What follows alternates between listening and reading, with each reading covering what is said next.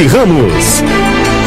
10h32, está chegando Gazeta Geral com a apresentação dela, Vani Ramos. Bom dia, Vani.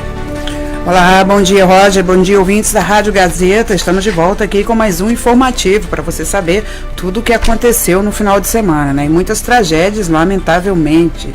Já começamos falando de hoje pela manhã, um suspeito que foi detido, está sob custódia após ameaçar 2 escolas de Dave. Isso, as ameaças aconteceram ontem, né? Falamos também sobre o pós-furacão, o aftermath, né? Os números após o furacão continuam subindo, os números de vítimas fatais, e o Estado procura aí uma forma de voltar à vida ao normal. Pelo menos 26 mil estudantes continuam sem aulas e não há perspectiva de quando possam voltar às escolas, às aulas, né? Também 183 mil continuam sem energias na região de Panhandle, sem energia, né? Falamos muito mais, com mais detalhes daqui a pouquinho. E também falamos sobre essa tragédia que aconteceu aqui do lado, aqui na vizinhança, no condomínio Banyan Bay.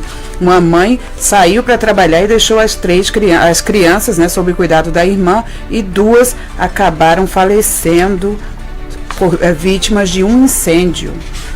Isso aí, triste, lamentável, aconteceu aqui do lado, e a gente fala mais detalhes sobre isso, e contamos também já, falando sobre tragédia, sobre morte infantil. Uma morte infantil foi registrada na Flórida essa semana como a primeira vítima da temporada de gripe, que já começou, né? Mal saiu a temporada de furacão e já chega a temporada de gripe. E uma empresa, aliás, uma associação, né? A IT Serve Alliance está processando o Departamento de Imigração. E sabe por quê? Porque estaria aprovando H1B por curtos períodos de tempo. E isso estaria prejudicando os trabalhadores de IT da área de tecnologia. Tudo isso e muito mais daqui a pouquinho. 30 segundinhos. Já voltamos. Fica ligadinho com a gente. Se você esteve envolvido em acidentes de carro, acidente de trabalho, problemas com a justiça americana e imigração, chame a Total Help. Ajudamos você em questões de prisão, deportação, corte, problemas com carteira de motorista, estado civil, família. Chame a Total Help. Total Help. Você já conhece há anos. Você pode confiar. Ligue agora. 954-709-8248. 954-709-8248.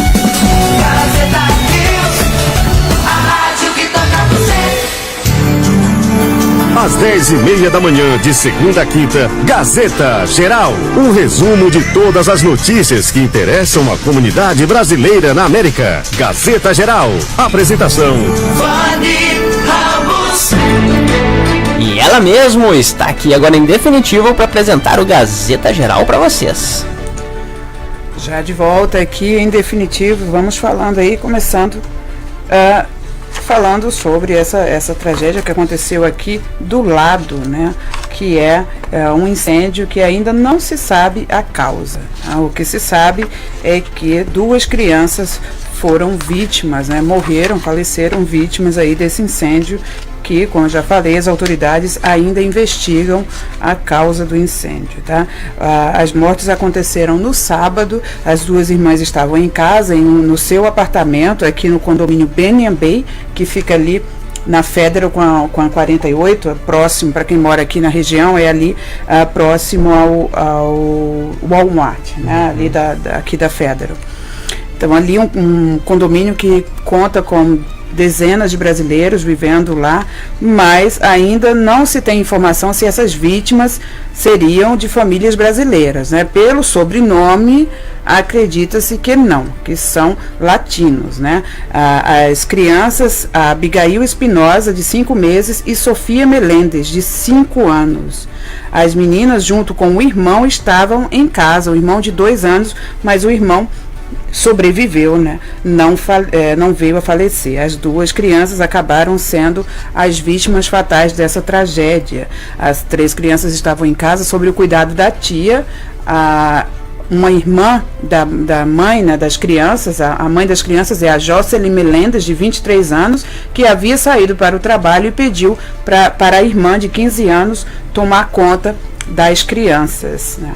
Ainda não há informações precisas do que aconteceu, se a tia das crianças estava no local no momento ou não, o que teria causado o incêndio, enfim, a única coisa que se sabe é que por volta das 9h30 lá no Banyan Club, os vizinhos deram conta da fumaça e chamaram o departamento de bombeiros e de polícia. Isso aconteceu no sábado, né? Após chegar no local, o corpo de bombeiros acabou encontrando já os corpos das duas crianças já sem vida dentro de casa. Tentaram socorrer ainda, mas não conseguiram, né? Já era tarde. Então aí que triste, lamentável, né? A gente envia as condolências aí para a família e vamos acompanhar também, né? Saber o que realmente aconteceu, o que poderia ter causado esse incêndio, né? Se foi alguma falta de atenção, né, do adulto presente, ou se pode até ter sido um incidente mesmo do próprio condomínio, né, dependendo das condições.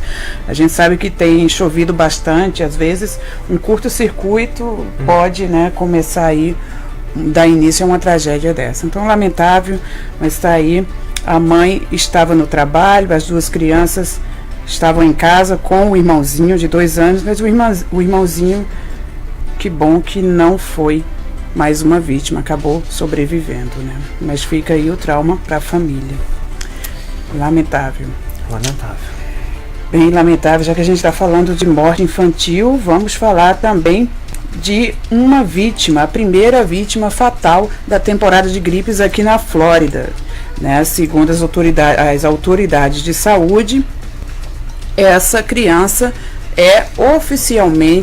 foi registrada oficialmente como a primeira vítima dessa temporada, que ainda não começou, tá? Oficialmente a temporada de gripe só começa mais tarde, porém as autoridades de saúde já haviam alertado que esse ano, devido às condições climáticas, né, e às mudanças climáticas, a temporada de gripe poderia se antecipar e começar mais cedo, e parece que é o que aconteceu. A criança que testou positivo para a influenza B, né, que é o vírus da gripe, acabou falecendo durante a semana passada. As autoridades não revelam onde ela teria falecido, né? Qual o dia que ela teria falecido, em qual cidade que ela teria falecido. Esses dados ainda são mantidos sob sigilo, né? Digamos assim, até por cuidados das próprias autoridades de saúde, né? Os epidemiologistas engasgou um pouco aqui, desculpa aí, gente. Os epidemiologistas do estado dizem que a vítima não havia sido vacinada e estava saudável antes de contrair a gripe. Acabou sendo hospitalizada e não resistiu. O condado de Westboro County já viu surtos de gripe nas escolas já nesse ano e também está se preparando aí para uma temporada de gripe mais forte. Então, fica aí o alerta também. O CDC já tem emitido vários alertas, o CDC, o Departamento de Saúde do Estado, né, Controle e Prevenção de Doenças, e tem alertado para o fato de que a temporada de gripe está se antecipando nos Estados Unidos e pode ser mais forte do que no ano passado. Então, tá aí o alerta para você se prevenir contra a gripe, né? Principalmente se tiver crianças em casa. Sempre bom ter cuidado, né?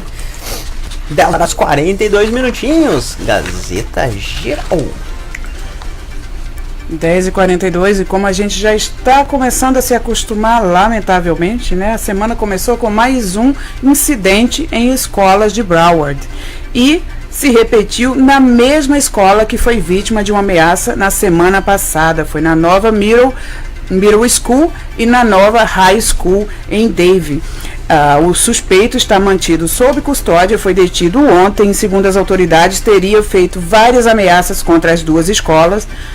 ontem, né, ele foi detido na madrugada de ontem para hoje, mas as ameaças teriam acontecido ontem, no domingo, contra essas duas escolas, a Nova Middle e Nova High School. As ameaças foram feitas através de redes sociais, segundo o Departamento de Polícia. A pessoa, que não teve ainda o nome nem idade revelados, teria explicitamente colocado nas redes sociais que iria queimar, tocar fogo, né? Literalmente, assim, seria a gíria para, não para incendiar, mas para atirar, né?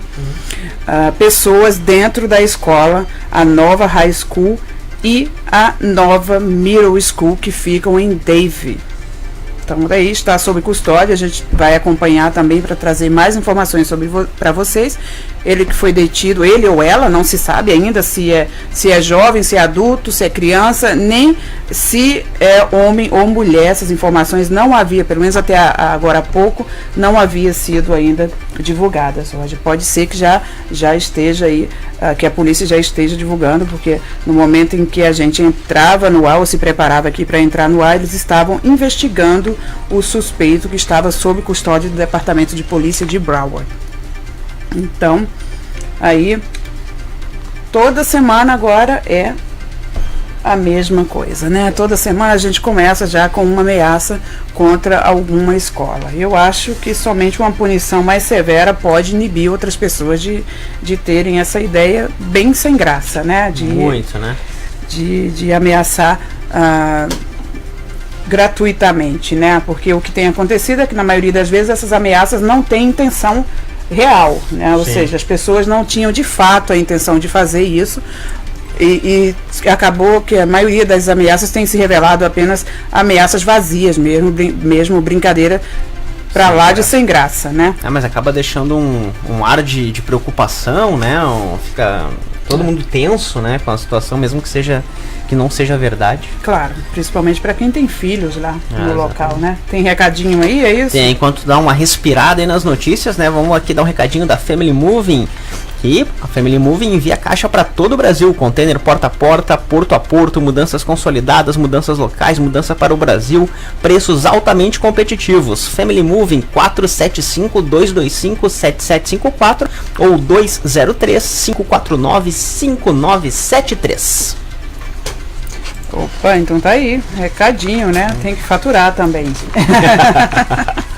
A gente traz notícia séria para você, mas olha, também tem que faturar. E falar em notícias sérias, vamos lá para Panhandle. Você tem acompanhado aí as notícias, né? Para quem tem acompanhado, realmente é triste, lamentável os danos que o furacão causou, né? Na região, principalmente na região de Panhandle, na Flórida, mas também nos estados da Virgínia, Geórgia, as Carolinas, né? Todos foram afetados aí pelo furacão Michael. E especificamente na região de Panhandle, 26 mil estudantes não sabem quando vão voltar às aulas. Isso por vários motivos, mas o principal deles é que boa parte das escolas foram danificadas, né? Boa parte foi danificada pela passagem do furacão. As escolas, algumas ficaram totalmente destruídas. Ao chegar lá no local, as autoridades encontraram somente o terreno, né? Somente o piso, como a gente tem visto aí em várias imagens. E em outros casos, há escolas que estão sendo usadas para abrigar pessoas que que fugiram do furacão ou que não conseguiram sair da cidade, mas que saíram das suas casas e foram para um abrigo. Então, muitas escolas funcionam como abrigos. Eu fico me questionando essas escolas que foram destruídas, se elas tivessem sido usadas como abrigo, né? Porque uma coisa que tem chamado a atenção é que normalmente as escolas são os edifícios mais seguros, né? E a maioria deles é usada, né, como shelters, como abrigos para que as pessoas que decidem sair da sua casa vão até lá e se protejam. Mas no caso de algumas escolas, parece que a estrutura não era assim tão sólida e veio abaixo, literalmente. Então tá aí 26 mil estudantes sem aulas. Claro, a gente faz essa comparação, mas eu imagino que algumas escolas tenham estruturas mais, né, apropriadas do que outras para suportar um furacão desses. Ainda assim, não deixa de impressionar o fato de que várias escolas vieram ao chão, porque elas têm uma estrutura um pouco mais forte do que as casas, né, do que as residências normalmente. Então, realmente, foi um furacão muito forte e a gente não consegue imaginar, só mesmo quem vive lá, né. Também lá na região da Flórida, de Panhandle, né, nessa região da Flórida, a região de Panhandle, milhares ainda estão sem energia. Pelo menos 183 mil continuam sem eletricidade em casa. O governador Rick Scott declarou ontem, né, você já vê inclusive essa reportagem no nosso portal gazetanews.com, o governador declarou que tem tentado de todas as maneiras enviar água e alimento para as regiões onde o socorro não consegue chegar de carro. Inclusive esses alimentos estariam sendo levados até lá, estariam sendo levados de helicóptero.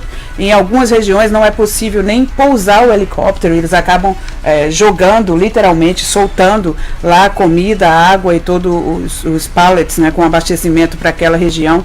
Isso porque grande parte da cidade está assim, como você vê aí, você que está no nosso live no Facebook, você vê nessa imagem. Grande parte das cidades está com as estradas totalmente interrompidas por escombros, né? E tá aí detritos, restos de casas, de residências. Algumas estradas elas mesmas foram devastadas, né? Tiveram parte das avenidas arrancadas pela violência da água e do furacão. Então daí ainda há bastante bairros dessa região de Panhandle que estão inacessíveis. As pessoas não têm como receber socorro, né? E o governador tem feito alguns esforços aí para tentar chegar até essa região. Também o governo da Flórida declarou ontem, revelou, né, que pelo menos 3 mil detentos tiveram que ser evacuados das prisões. Algumas prisões também sofreram danos, foram prejudicadas com a passagem do furacão. E nos 2 dias, durante e após a passagem do furacão, esses detentos tiveram que ser evacuados, mas por questão de segurança, eles não revelam antes que os detentos vão ser evacuados. Eles só passam essa informação depois que a ação é efetivada, claro, para evitar fuga ou outras, né, rebeliões e outras motins ou sei lá o que enfim, para evitar esse tipo de coisa. Eles não avisam nem as famílias dos detentos que as pessoas vão ser transferidas, somente comunicam depois que já foi feita a evacuação, e foi o caso que aconteceu agora. Então, nesse final de semana, o Departamento de Correções da Flórida revelou que 3 mil detentos tiveram que ser evacuados e transferidos para outras detenções, inclusive de outras cidades. Isso porque os centros prisionais da região de Panhandle também foram afetados pelo furacão. Eu vi algumas imagens em GIF que foram mostradas em alguma reportagem de imagens de satélite de antes e depois. Algumas regiões da costa, não tem mais incrível, foi devastado, só aparece as ruas depois da passagem do furacão. E você vê os pisos também, né? Os pisos das casas, mas casas, árvores sumiram, literalmente sumiram do mapa. Sumiram, né? mesmo. Incrível. Realmente é triste, lamentável, embora em algumas reportagens se pontuou bastante que toda essa região costeira ali é uma região turística e que muitas daquelas casas são a segunda residência das pessoas. Ainda assim, é uma perda muito grande, as pessoas chegavam lá emocionadas, claro. Imagina você chegar lá para ver como que está a sua casa, que seja uma casa de praia ou de veraneio, ou enfim, uma segunda residência, como se fala, né? Mas você chegar lá e você encontrar só o piso. Só o piso, Só o piso, incrível, né? mesmo. Você não encontra nem sequer o vaso sanitário, nada disso, enfim, tudo literalmente arrastado, varrido do mapa, e somente ficou o piso, em alguns casos, né? Tem casos que nem o piso, até os pisos foram arrastados também, né? Somente os pisos de concreto que ficaram lá intactos, né? E realmente é triste, é lamentável, mas é a força da natureza e é o resultado dessas mudanças climáticas que o mundo tem vivido, né? E aí fica também sempre uma boa oportunidade de deixar a lembrança da necessidade de cuidar melhor do meio ambiente, né? De tentar fazer a nossa parte aí para tentar reduzir esses impactos ecológicos. É isso aí. 10h52.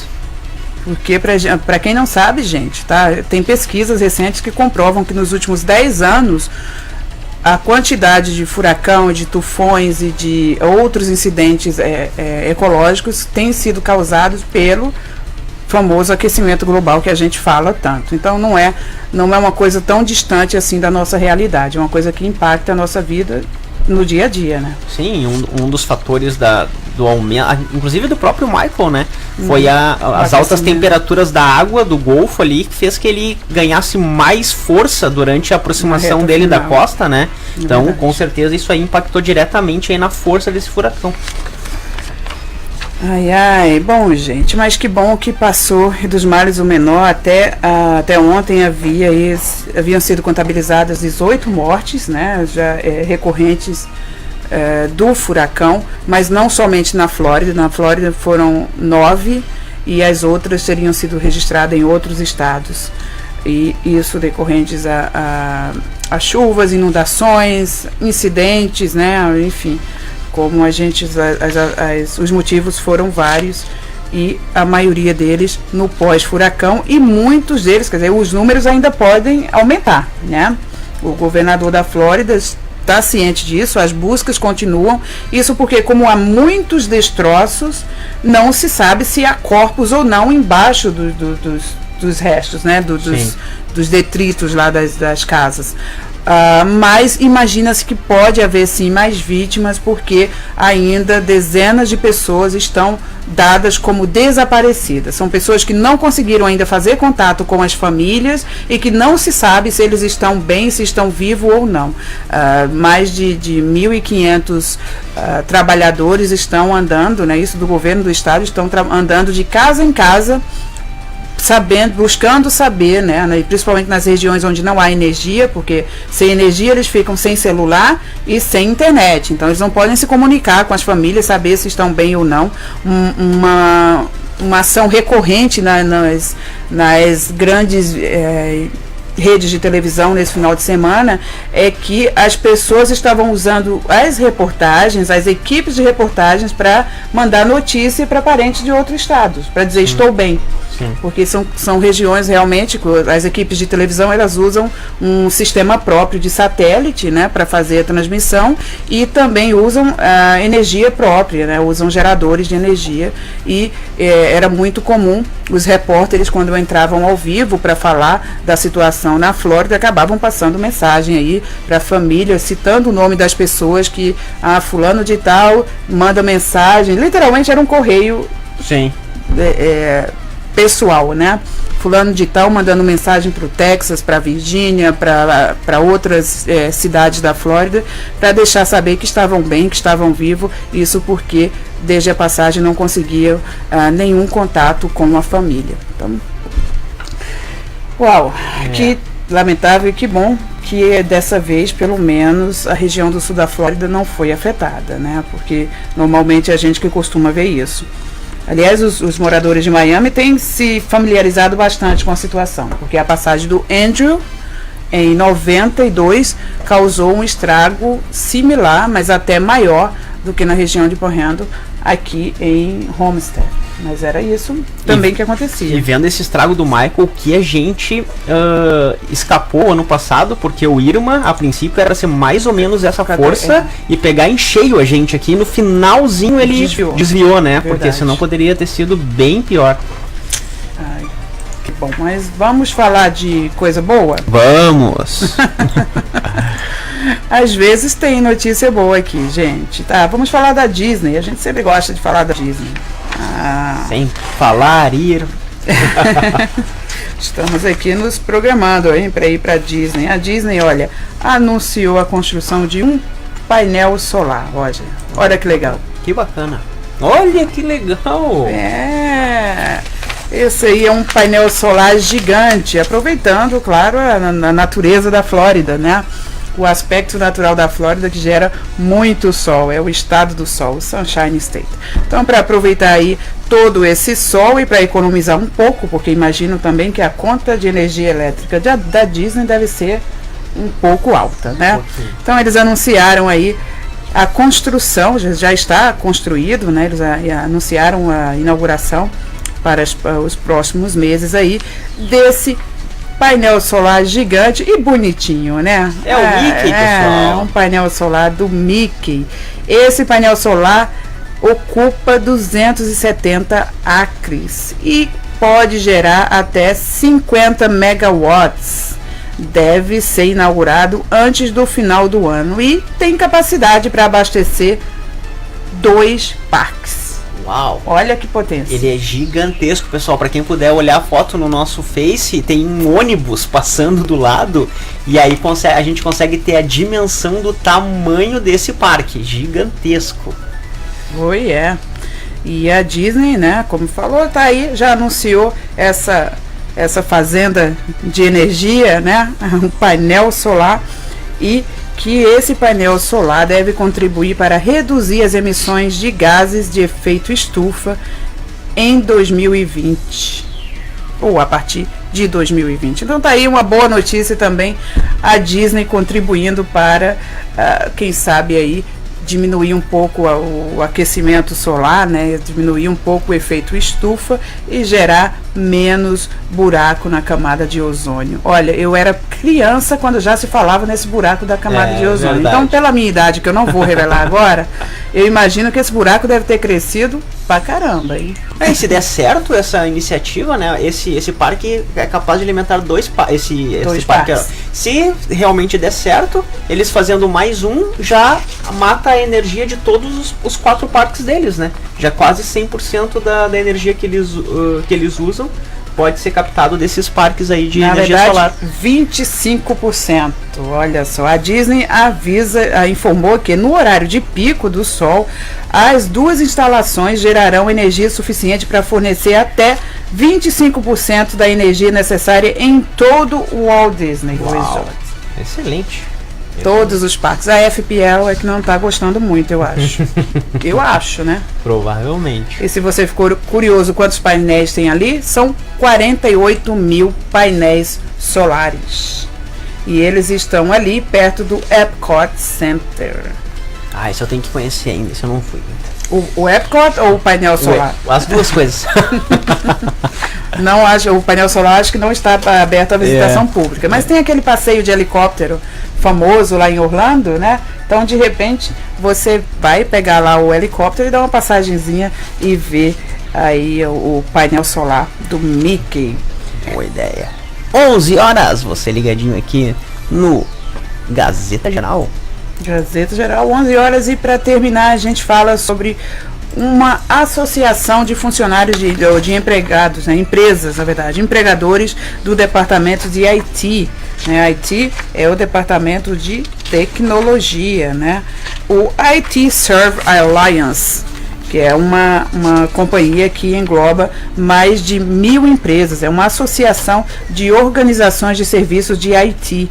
A aliança organiza ou trabalha, né, engloba, como eu já falei, mais de 1.000 empresas de serviços de IT. E eles entraram com um processo contra o Departamento de Imigração por causa das curtas aprovações de H1B, segundo a IT Server Alliance informa, né?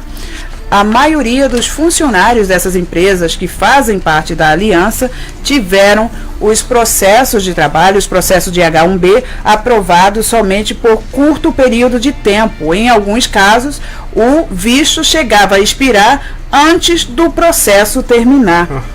Então, por causa disso, resolveu levar o Departamento de Imigração à Justiça Federal, à Suprema Corte, e entrou aí com essa petição requerendo um período maior para a duração dos vistos de H1B. Isso porque antes, normalmente, todos os vistos de H1B eram emitidos com prazos médios de 3 anos. E, recentemente, o Departamento de Imigração estaria aprovando, mas por tempo bem inferiores. Alguns não duravam mais do que alguns meses. Então, pessoa estava ali andando com o processo, andando de acordo com a lei ou tentando cumprir, né, as normas de imigração, mas antes de chegar ao final do processo, o visto já estava vencido e acabava gerando uma nova complicação. E aí, por causa disso, que a IT Server Alliance está entrando com esse processo. Aí é briga de cachorro grande. Complicado. Essas são mais de 1.000 empresas da área de tecnologia. Imagino que grandes empresas estejam englobadas aí também nessa aliança. Certamente. Então, tá aí. E para finalizar, falamos sobre uma mulher que foi baleada enquanto dirigia na Broward Boulevard. Olha isso, gente. Bala perdida? Pode ser. Pode ser que sim, pode ser que não. Na verdade, a polícia diz que não acredita que foi uma bala perdida, acredita que foi mesmo uma tentativa de assassinato. Ainda assim, busca informações mais precisas sobre o fato. A mulher foi atingida ontem, domingo, enquanto dirigia na Broward Boulevard. Ela, ao ser atingida, claro, perdeu o controle da direção e acabou batendo em um poste. O namorado da vítima estava no banco do lado do carro, mas não sofreu graves ferimentos, né? Foi levado ao hospital e passa bem. Ela, porém, não resistiu e acabou falecendo nesse domingo. Só uma correção, o acidente aconteceu na sexta-feira, mas ela foi hospitalizada e veio a falecer no final de semana, e a polícia agora quer saber, quer mais informações sobre a morte da Rebecca Carnes, 31 anos, que faleceu no Centro Médico de Saúde de Broward no final de semana, tá? Quem tiver alguma informação pode ligar para o Departamento de Polícia pelo telefone 954-321-4210 ou para o Broward Crime Stoppers. E é isso por hoje. Ok, vamos dar um recadinho aí então. Vamos dar mandar um recadinho pro pessoal que está nos escutando. Olha só que legal, lá do Brasil, lá do Rio Grande do Sul, Santo Antônio da Patrulha. Um grande abraço pra Evinha, pro Rubens, pra Tia Neuci, pro Tio Ari, pro Ronei, o pessoal ligadinho aqui da Flórida no Planeta News, no Gazeta Geral, ligadinho aqui com a gente, obrigado, e um beijo especial para todos os professores que estão nos assistindo, você que tem parente, professor aí, hoje dia do professor no Brasil, 15 de outubro, né, um grande beijo especial para todos vocês. Olha, um abraço também para Juliana Bontorinha, Walter Moraes, Renata Gomes, a Mônica Ramos, a família, né, assistindo ali, prestigiando. A Alane, a Ana Duenas,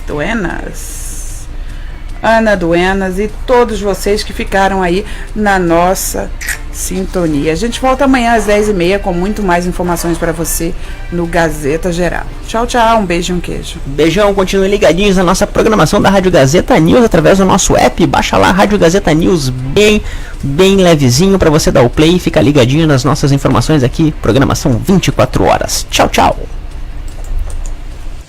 A tarde da Rádio Gazeta é show da tarde. Todos os movimentos da cidade.